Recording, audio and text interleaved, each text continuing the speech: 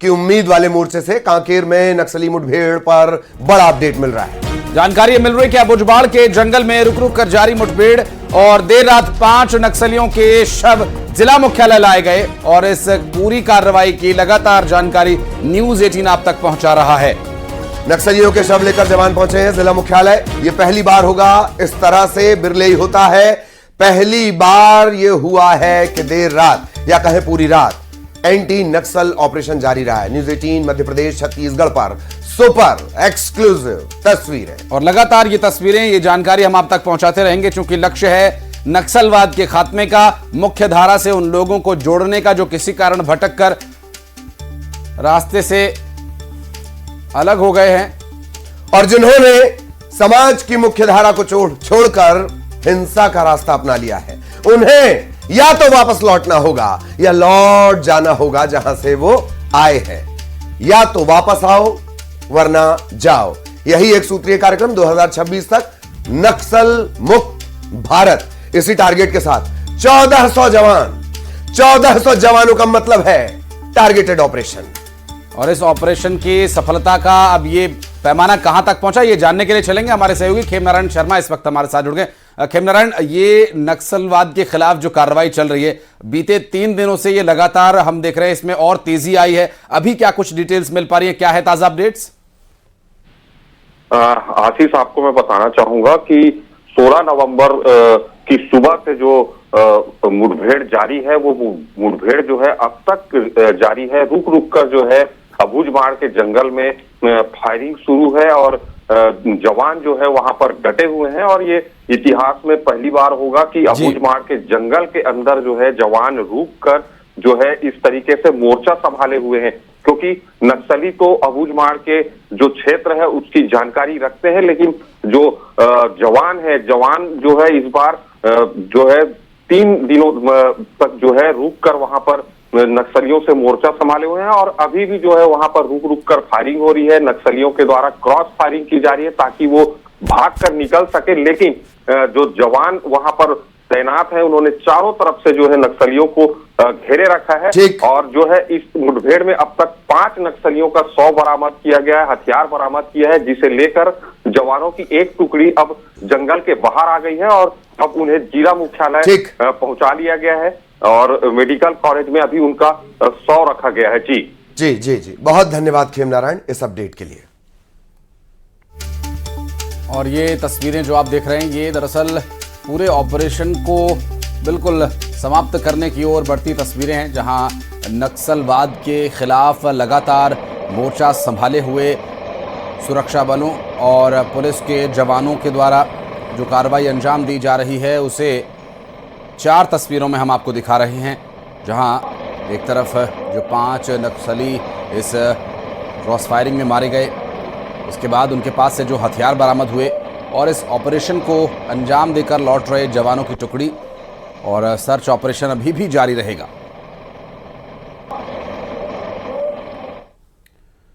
और वहीं बालाघाट में सुरक्षा बल और नक्सलियों के बीच मुठभेड़ हुई, स्पेशल हॉक फोर्स के जवान को गोली लगने की जानकारी मिल रही है। घायल जवान को गोंदिया रेफर किया गया है। दुगले गांव के कुंदलू जंगल का यह पूरा मामला है। सर्चिंग पर जवान निकले हुए थे तभी फायरिंग शुरू हो गई और बालाघाट में हुए इस कार्रवाई के दौरान एक जवान को गोली लगी और उसे त्वरित प्राथमिकता दिखाते हुए ये एम्बुलेंस लेकर जाती हुई आप देख सकते हैं तस्वीरों में। इसी एम्बुलेंस में इस जवान को ले जाया गया पूरे मेडिकल सपोर्ट के साथ। स्पेशल हॉक फोर्स का ये जवान था जिसे गोली लगी और घायल जवान को गोंदिया रेफर किया गया है। और दुगलई गांव के कुंदुल जंगल का ये पूरा मामला, जहां सर्च अभियान पर जवान निकले हुए थे और इस बीच स्पेशल हॉक फोर्स के जवान को गोली लगने की जानकारी मिल रही है, चूंकि यहां पर नक्सलियों ने अपने होने की निशानी पेश की, मौजूदगी दर्ज कराई और उसी मौजूदगी को नेस्तनाबूद करने के लिए टीम वहां पर पहुंची थी। हालांकि एक जवान को जब गोली लगी तो उसे त्वरित तौर पर ले जाया गया हॉस्पिटल इलाज के लिए, जिसकी हालत फिलहाल स्थिर बताई जा रही है।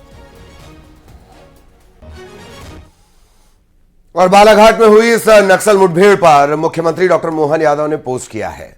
उन्होंने लिखा कि सरकार नक्सलवाद के खात्मे के लिए प्रतिबद्ध है। 10 टीम्स सर्चिंग ऑपरेशन में जुटी हुई हैं।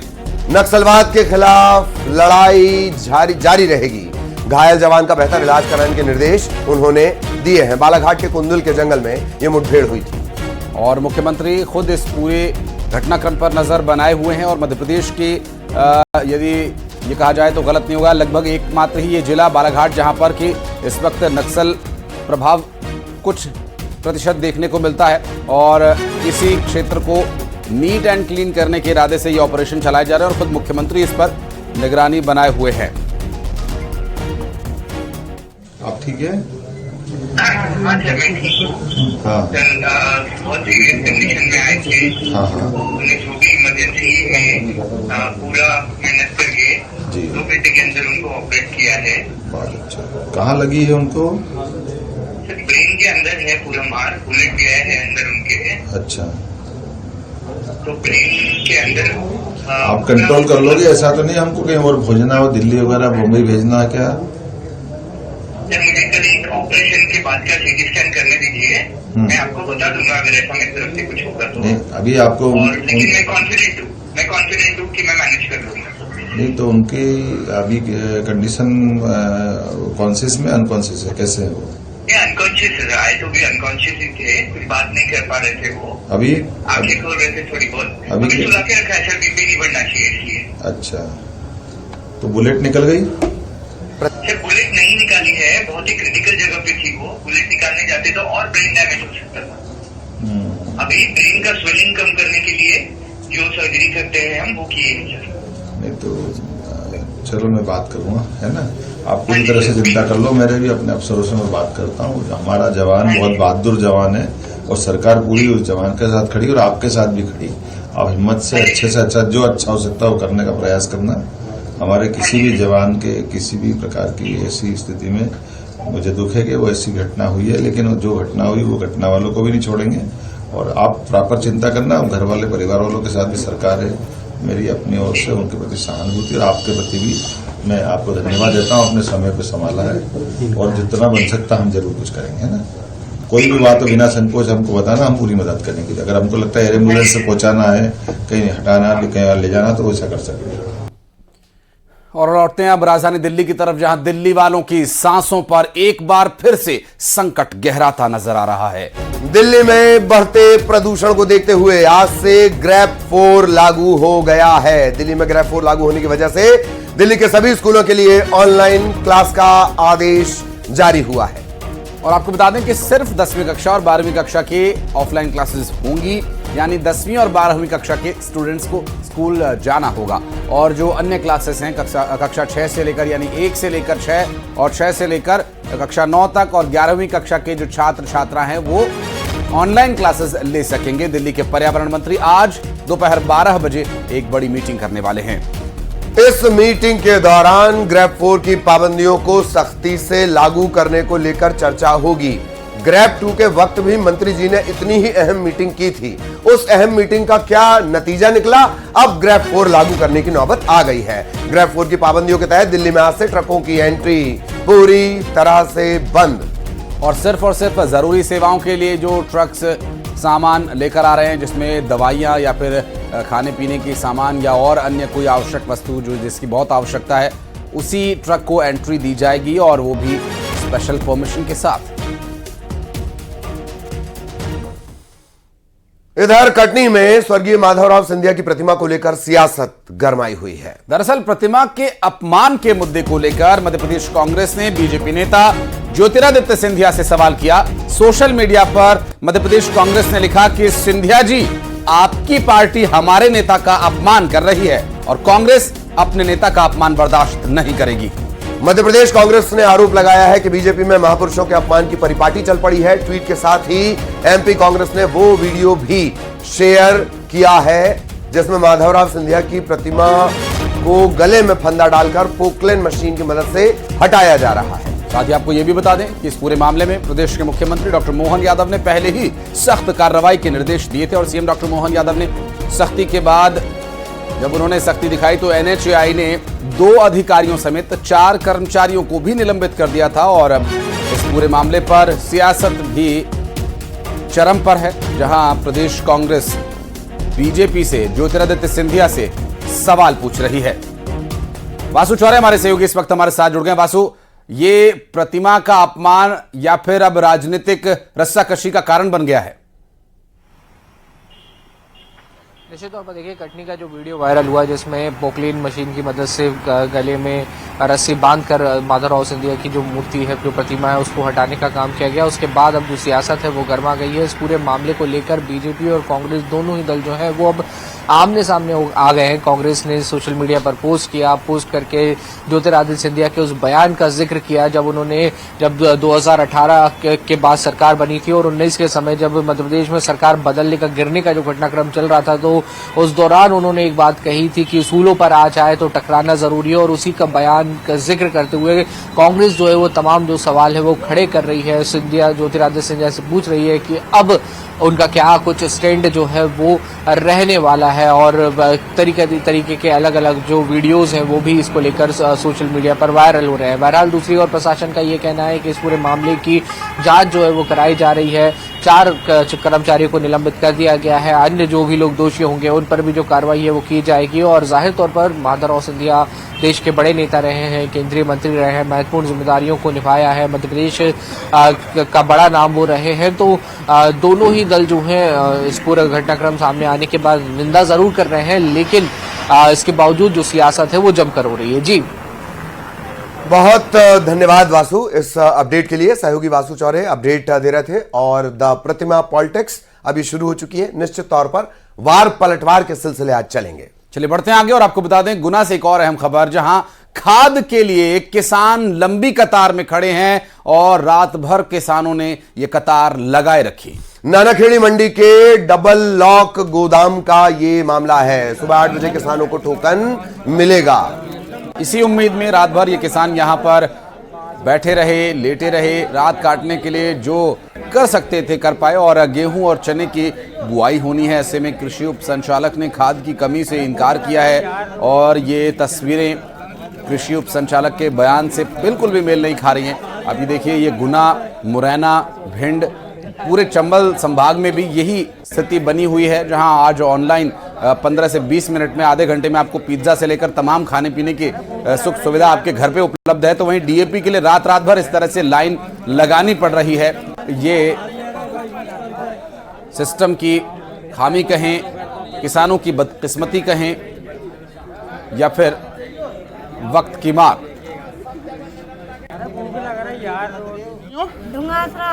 तो यहाँ कैसे बैठी हूँ? यहाँ खाद के कट्टे लेने बैठी। खाद के कट्टे लेने के लिए बैठी हूँ? हाँ। तो वो तो सुबह आ जाती हैं, आप सुबह मिल जाता है? अब इतने दूर से आएंगे, फिर लाइन में लग जाएंगे, फिर नहीं मिल रहा है। अच्छा, फिर दूसरे दिन नंबर लगे, दूसरे दिन आएंगे, फिर तीसरे दिन बताइए जाए। कितने कट्टे चाहिए आपको? हमें 6-7 कट्टे चाहिए। और आज होनी है बस्तर विकास प्राधिकरण की महत्वपूर्ण बैठक।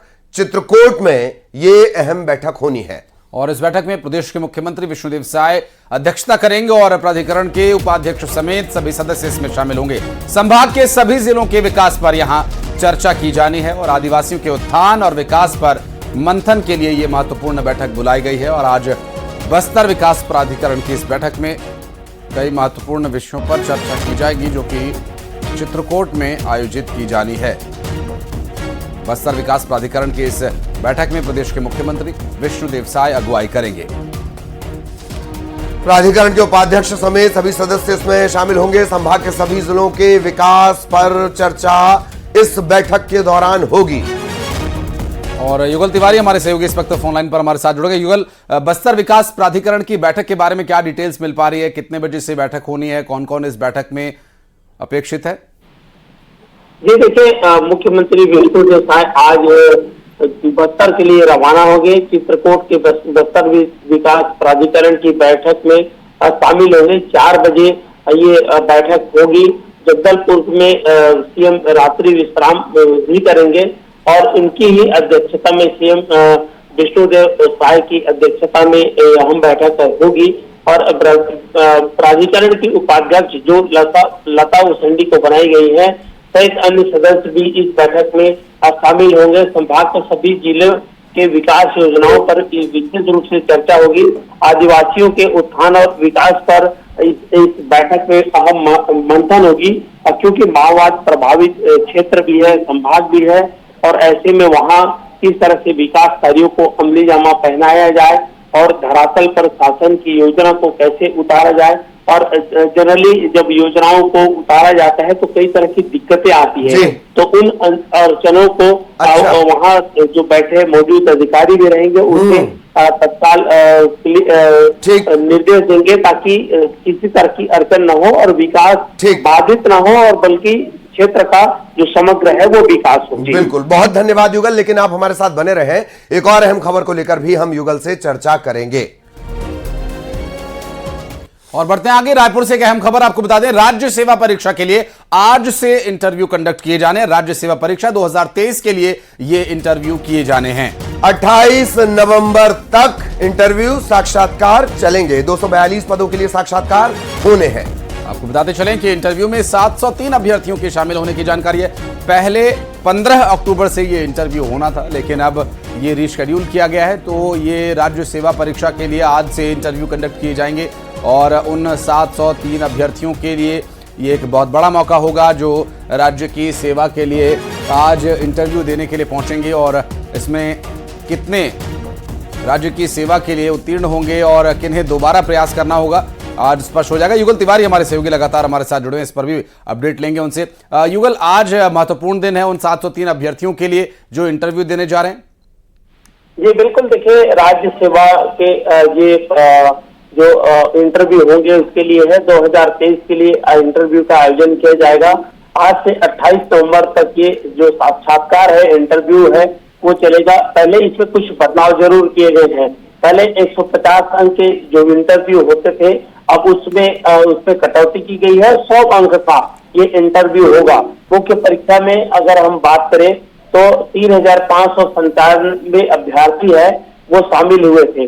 703 अभ्यर्थी हैं, तो 242 पदों के लिए इनका चयन होगा। ये इन्हीं में से जो सभी का जो इंटरव्यू होना है, पहले 15 अक्टूबर से 5 नवंबर तक का इंटरव्यू होना था और ये पूरी तैयारियां कर ली गई है और सभी अब प्रशासनिक अधिकारी जो बनेंगे आगामी, उन सभी का जो इंटरव्यू है यहाँ पर कंडक्ट किया गया है और उसमें आज हिस्सा भी लेंगे। जी बहुत शुक्रिया युगल आपका इस पूरे मामले पर जानकारी देने के लिए, और आगे डिटेल्स लेने के लिए फिर संपर्क करेंगे आपसे।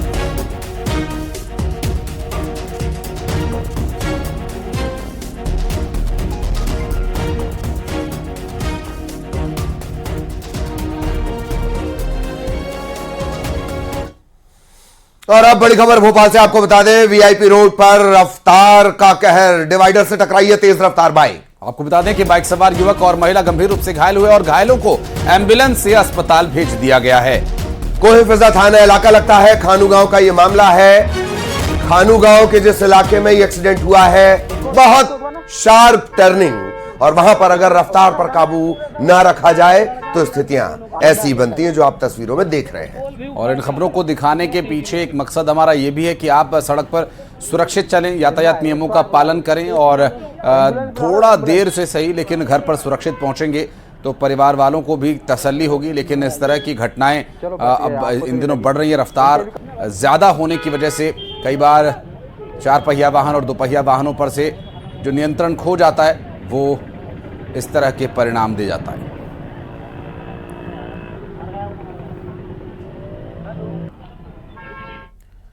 और बड़ी खबर भोपाल से, जहां पर एक प्रॉपर्टी डीलर की किडनैपिंग का मामला सामने आया। दरअसल 10 से 15 बदमाशों ने हथियारों के साथ प्रॉपर्टी डीलर को किडनैप कर लिया था।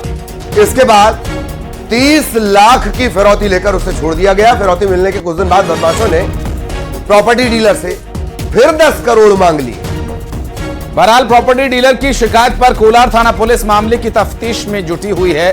लेकिन एक सवाल यह भी कि 30 लाख रुपए की फिरौती दी गई और किडनैपर से प्रॉपर्टी डीलर को छुड़वा भी लिया गया। इतना सब कुछ हो जाने के बीच मध्य प्रदेश पुलिस कहां है? भोपाल पुलिस क्या कर रही थी?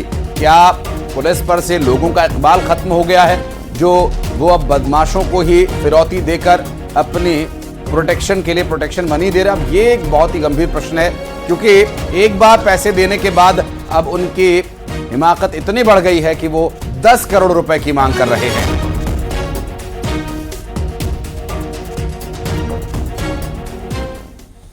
और अब खबर ग्वालियर से, जहां बदमाश ने खुलेआम फायरिंग की है और फायरिंग करने का वीडियो भी बनवाया। 2 जगहों पर यह वीडियो बनवाए गए, जिसे सोशल मीडिया पर अपलोड कर दिया गया। फिलहाल सोशल मीडिया पर वायरल इस वीडियो के जरिए पुलिस इस बदमाश की पतासाजी में जुटी हुई है। 2 जगहों पर यह वीडियो बनवाया गया। खुलेआम फायरिंग ग्वालियर।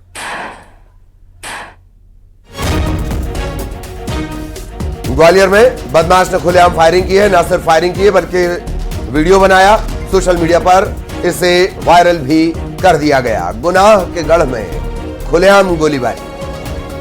और ये तस्वीरें ग्वालियर से सामने आई, जिन्हें सोशल मीडिया पर इस शख्स के द्वारा अपलोड किया गया है। और यदि आप गौर से देखेंगे तो उस वक्त जब ये रिवॉल्वर चलाता है, तभी रिवॉल्वर की जो नली है वो भी डिसलोकेट हो जाती है और ये इसके खुद के लिए भी खतरनाक हो सकता था। लेकिन अब ये फायरिंग करने का जो शौक है, ये किस कदर हावी आप देख सकते हैं। लोग जान जोखिम में डालने से भी गुरेज नहीं करते।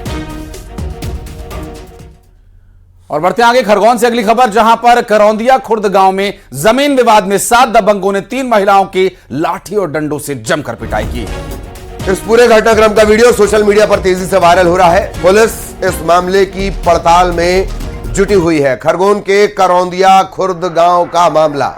और तस्वीरें आप देखिए, खेत में ही लाठी और डंडे लेकर बदमाश पहुंचे हुए हैं। महिलाएं जैसे तैसे अपने आप को बचाने की कोशिश कर रहे हैं, लेकिन यहां कोई लिहाज इन बदमाशों ने नहीं किया।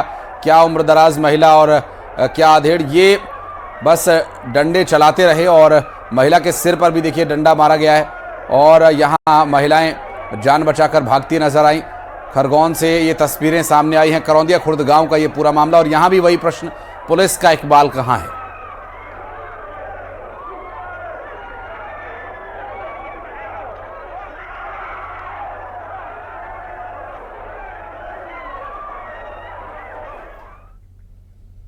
और अब खबर जबलपुर से, जहां कलेक्ट्रेट कार्यालय के बाहर ऑटो ड्राइवर और युवक के बीच जमकर मारपीट हो गई। और इसका वीडियो भी सोशल मीडिया पर काफी देखा जा रहा है। बता दें कि ऑटो में बैठे एक शख्स दूसरी सवारी से छेड़छाड़ कर रहा था, जिसको लेकर विवाद हुआ और फिर बात मारपीट तक आ पहुंची। वहीं स्थानीय लोगों ने बीच बचाव कर इस पूरे मामले को शांत कराया, जिसका एक वीडियो भी सोशल मीडिया पर आप देख सकते हैं। ये वीडियो सोशल मीडिया पर अपलोड कर दिया गया। जबलपुर से पूरा घटनाक्रम सामने आया, जहां छेड़छाड़ का विरोध करने पर मारपीट शुरू हो गई।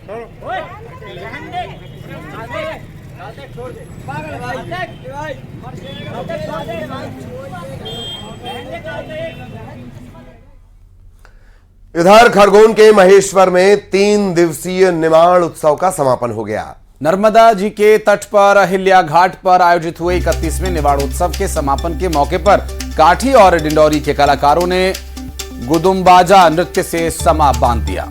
इसके बाद देर रात तक कवियों ने मंच संभालने की जिम्मेदारी उठाई। बढ़ते आगे, नरसिंहपुर के गाडरबारा में आयोजन कवि सम्मेलन में कविता की धारा बही और 68वीं अंडर 17 कबड्डी प्रतियोगिता को लेकर आयोजित हुए कवि सम्मेलन में कई कविगण पहुंचे। लीजिए, कवि कुमार विश्वास भी पहुंचे हुए हैं। विनीत चौहान, दिनेश बावरा की प्रस्तुति ने वाहवाही भी लूटी। और बड़ी संख्या में श्रोताओं के साथ स्कूल शिक्षा मंत्री उदय प्रताप सिंह भी कवि सम्मेलन में शामिल हुए। और ये मध्य प्रदेश के और जो ले गए वो किसी का था ही नहीं। नरसिंहपुर की धरती पर कार्यक्रम आयोजित किया गया था। और मध्य प्रदेश, जो कि कवियों के लिए एक ऐसी धरती है जो इन्हें आज के समय में भी, इंटरनेट के समय में भी पोषित कर रही है। और कवियों के कदरदान भी मध्य प्रदेश में अपेक्षाकृत अधिक पाए जाते हैं। नाइजीरिया से प्रधानमंत्री नरेंद्र मोदी को अपने नाइजीरिया ने प्रधानमंत्री नरेंद्र मोदी को अपने सर्वोच्च राष्ट्रीय सम्मान the grand commander of order of niger से नवाजा है। रविवार को नाइजीरियाई राष्ट्रपति बोला अहमद टिनुबू ने पीएम मोदी को यह सम्मान प्रदान किया। और पीएम मोदी ने इस सम्मान को भारत नाइजीरिया के रिश्तों को समर्पित किया है।